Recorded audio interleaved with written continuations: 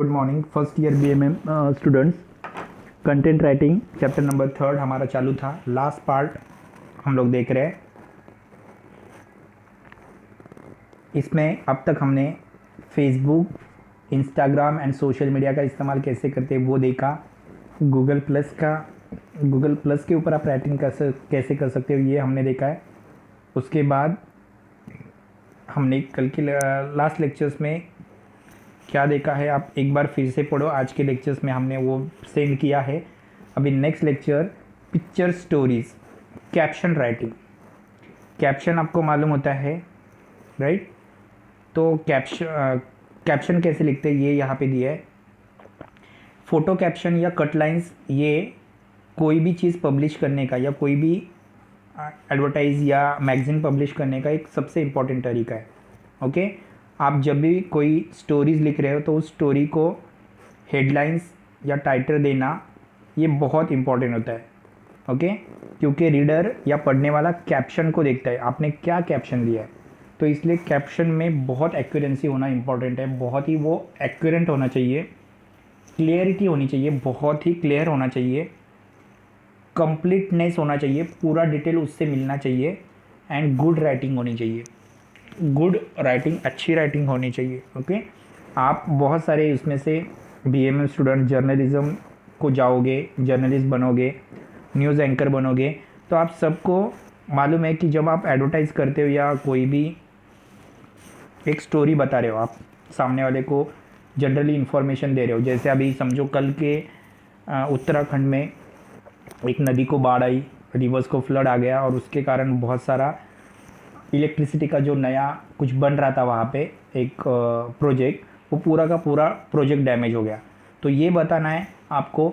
तो न्यूज़ के नीचे वो पिक्चर्स तो आप दोगे ही, ओके, उसके ऊपर एक अच्छा सा कैप्शन देना बहुत इंपॉर्टेंट है। उसमें एक्यूरेंसी होनी चाहिए, क्लियर होना चाहिए, अच्छा कंप्लीट होना चाहिए, देखते ही सामने वाले का दिमाग चलना चाहिए एंड गुड राइटिंग ये बहुत इंपॉर्टेंट होती है। तो इसके लिए कैप्शंस एंड कटलाइंस ये दो टाइप्स है। ये बहुत ही क्रिस्प होने चाहिए, यानी बहुत इंपॉर्टेंट होते हैं।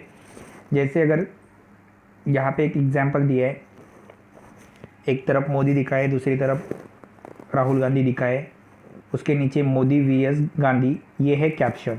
ओके, देखते ही सामने वाला इंटरेस्टेड हो गया। उसके बाद नीचे कट लाइन्स दी है। उन्होंने दिखा है कि 2019 का जो लोकसभा इलेक्शन है, इसमें 3 डिस्ट्रिक्ट में उनकी जो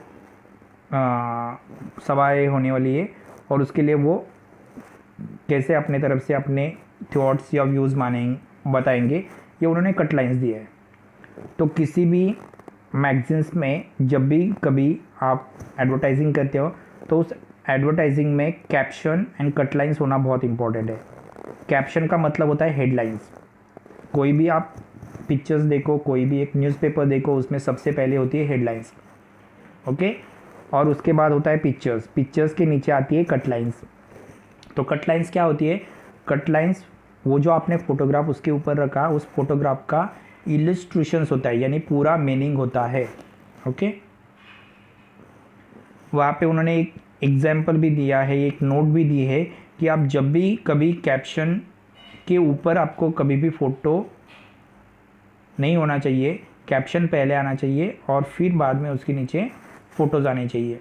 ओके, अभी रीडर्स का बिहेवियर कैसा होता है? जब भी आप एडवर्टाइजिंग देखते हो तो आप एक न्यूज़पेपर देख रहे हो तो आप भी एक रीडर होते हो, राइट? आपका माइंड कैसे चलता है कि आप स्पेशली फर्स्ट जब आप रीडर्स होते हो तो आप फ़ोटो देखते हो, ओके, और उस फोटो को मेंटली कैप्चर करते हो।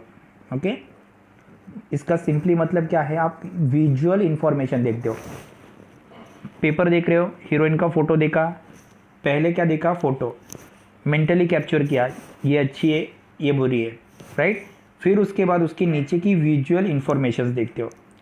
ओके, तो कई बार रीडर्स क्या करते हैं, जो भी इंफॉर्मेशन या जो भी न्यूज़पेपर पढ़ रहे हैं वो मेयरली ग्लांस करते हैं। मेयरली ग्लांस यानी ऊपर की ऊपर देखते हैं, उसको डीप में नहीं जाते। ओके, तो कई बार पिक्चर्स देख के ही वो लोग आगे का पढ़ना है, सब टाइटल या नहीं, वो देख लेते हैं। अगर उनको पिक्चर्स पसंद नहीं आया तो वो आगे का देखेंगे भी नहीं। ओके, सेकेंड, हम लोग देख रहे हैं रीडर्स क्या देखता है।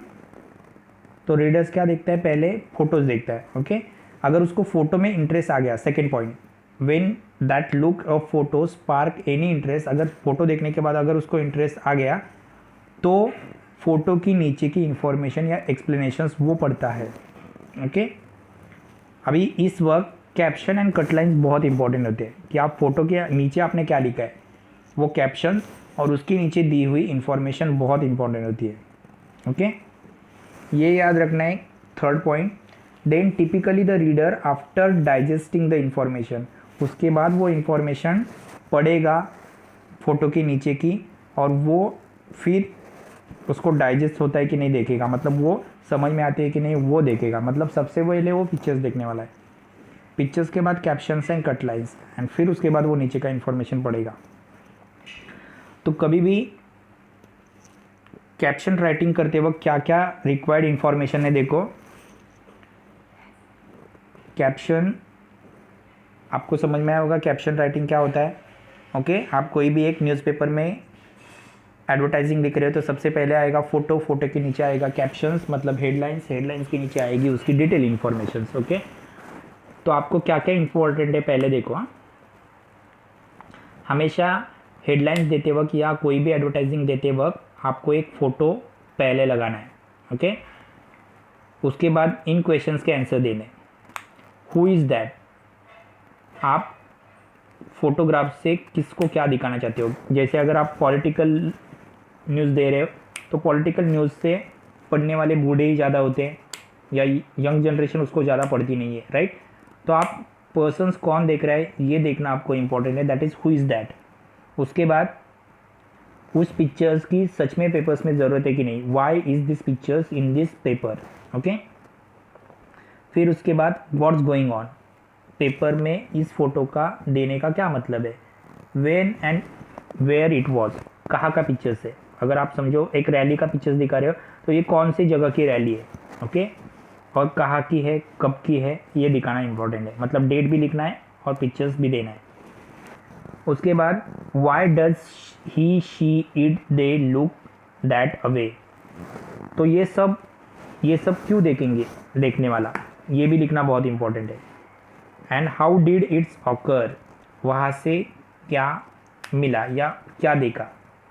ओके, जैसे उन्होंने एग्जाम्पल दिया है कि अगर समझो कोई भी पिक्चर्स आप दिखा रहे हो और उस पिक्चर्स के ऊपर कटलाइंस दिखा रहे हो तो वो पिक्चर समझने में ईजी होता है या अंडरस्टैंडिंग होता है, राइट। फॉर एग्जाम्पल उन्होंने दिया है कि अगर आप क्रिकेट प्लेयर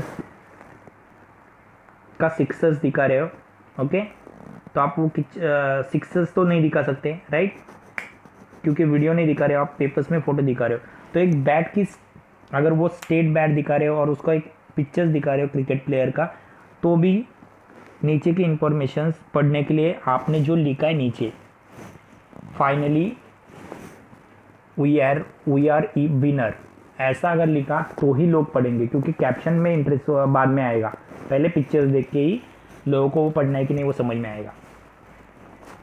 तो कैप्शन बहुत इंपॉर्टेंट होता है या कटलाइंस भी बहुत इंपॉर्टेंट होती है। ओके, अभी कुछ टिप्स दिए हैं कि कैप्शन कभी भी आप एडवर्टाइजिंग या जाहिरात या कोई एक एडवर्टाइज बना रहे हो तो आपको कुछ टिप्स एंड टर्म्स याद रखने हैं।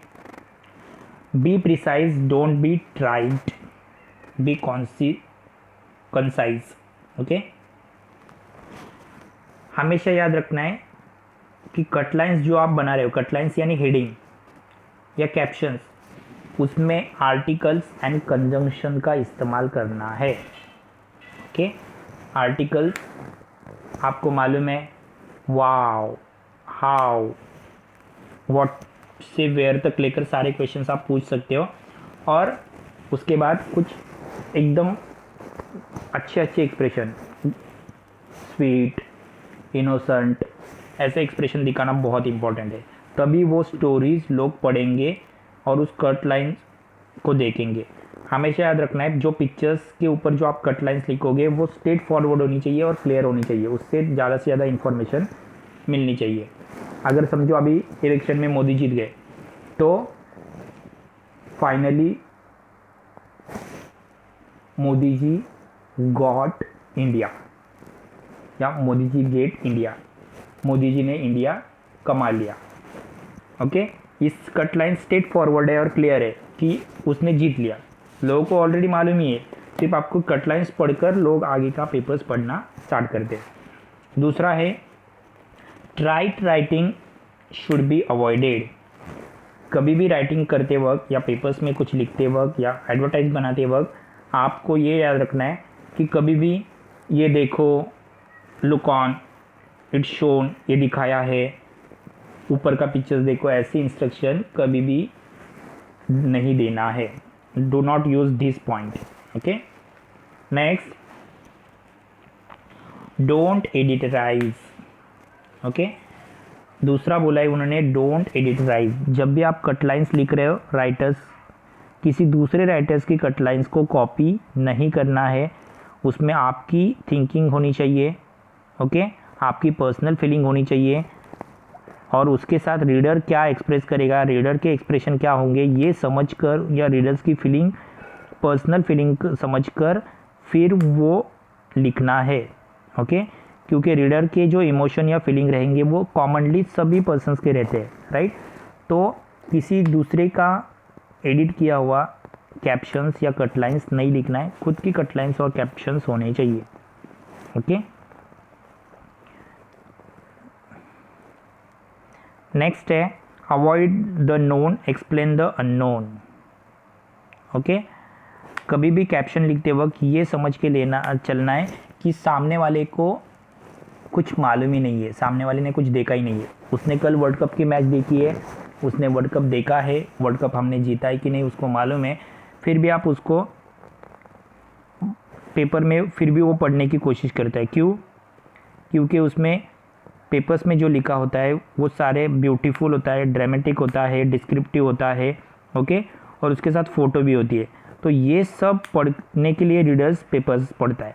ओके, इसलिए आपकी कट लाइन्स पिक्चर्स के साथ बहुत ही अच्छी होनी चाहिए, क्योंकि ह्यूमन आइज़ उसको देखने वाली है, ऑब्जर्व करने वाली है, तो वो उस एंगल से आपको उसको देखना है। ओके, जो उसको मालूम है वो आपको नहीं मालूम है या उसको नहीं मालूम है, ये समझकर आपको वो लिखना है, ये याद रखना है। Okay, avoid the known, explain the unknown. Next है रिफ्लेक्ट द इमेजेस।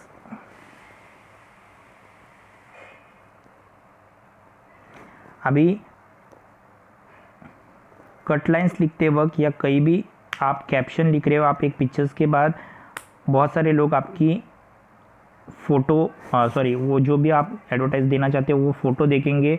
फ़ोटो में देखने वाले कितने लोग हैं, कितने लोग आपके पेपर्स को पढ़ते हैं, ये देखना बहुत इंपॉर्टेंट है।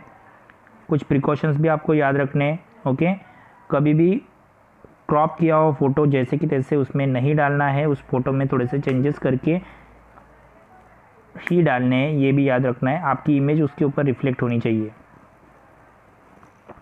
Always always always check spelling. हाँ, ये इम्पॉर्टेंट है। जब भी आप कट लाइन्स या कोई पेपर में स्टोरी लिखते हो, आप तो फोटोग्राफर हो, आप फ़ोटो देते ही हो, लेकिन जो भी आप उसके साथ नेम्स एंड स्टोरी लिख रहे हो उसमें हमेशा आप स्पेलिंग चेक करना है। ओके, स्पेलिंग चेक करना बहुत इम्पोर्टेंट है। कट लाइन्स में स्पेलिंग चेक करना बहुत इम्पोर्टेंट है। ओके, एक कंप्लीट स्टोरी के लिए कट लाइन्स के सारे स्पेलिंग चेक बहुत इम्पोर्टेंट है, ये याद रखना है। नेक्स्ट है shorter is better, accomplish art, ये इतना इम्पोर्टेंट नहीं है। Shorter is better. Cut lines writing triggers the temptations to use the long sentence, avoid the temptations. अभी कई बार क्या होता है कि आप कट लाइन्स या कोई स्टोरी लिखते हो, तो स्टोरी लिखते वक्त आप क्या करते हो, कैप्शन के साथ बहुत ज़्यादा इन्फॉर्मेशन देते हो, उसको टेम्पलेट कहा जाता है। उस पिक्चर्स की बहुत ज़्यादा इन्फॉर्मेशन देते हो। कभी भी याद रखना है कि अब कभी भी जब कट लाइन्स लिख रहे हो या हेडलाइंस लिख रहे हो तो उसके साथ बहुत ज़्यादा इन्फॉर्मेशन देना अवॉइड करना है। ओके, सिर्फ फ़ोटो दो, फ़ोटो के साथ बहुत सारी रिसेंबल्स, उसके फ़ोटो को सूट होने वाला एक सेंटेंस लिखो, बस। उससे ज़्यादा इन्फॉर्मेशन नहीं देना है। ऑलरेडी पर्सन्स या देखने वाले को ऑलरेडी वो क्लियर होता है। ओके, नेक्स्ट है टाइम एलिमेंट्स। ओके, तो जब भी आप कैप्शन लिखोगे तो ये भी याद रखना है कि आप कैप्शंस में प्रेजेंट टेंस, फ्यूचर टेंस या कौन सा टेंस का टाइम है वो याद कर कर उस हिसाब से वर्ड लिखने हैं। चालू है तो एमएसआर का इस्तेमाल करना है, हो गया है तो वॉज, वेयर, हैड का इस्तेमाल करना है, होने वाला है तो future, will be, shall be, okay, या हैव बीन, हैज़ बीन, ऐसे वर्ड का इस्तेमाल करना बहुत इम्पोर्टेंट है। टाइम एलिमेंट बहुत इम्पोर्टेंट होता है। रीडर्स सिर्फ फ़ोटो नहीं देखता है, तो हर एक सेंटेंस को ऑब्जर्व करते रहता है, तो ये आपको याद रखना है कि आप टाइम एलिमेंट आप लिखना बहुत इम्पोर्टेंट है। ओके, सो यहाँ तक है हमारा कैप्शन राइटिंग। ये कैप्शन राइटिंग्स की पिक्चर स्टोरीज़ है, ये कुछ चीज़ें आपको याद रखनी है। ओके, और इस तरह से आपको कैप्शन स्टोरीज़ याद रखनी है। Okay, thank you students.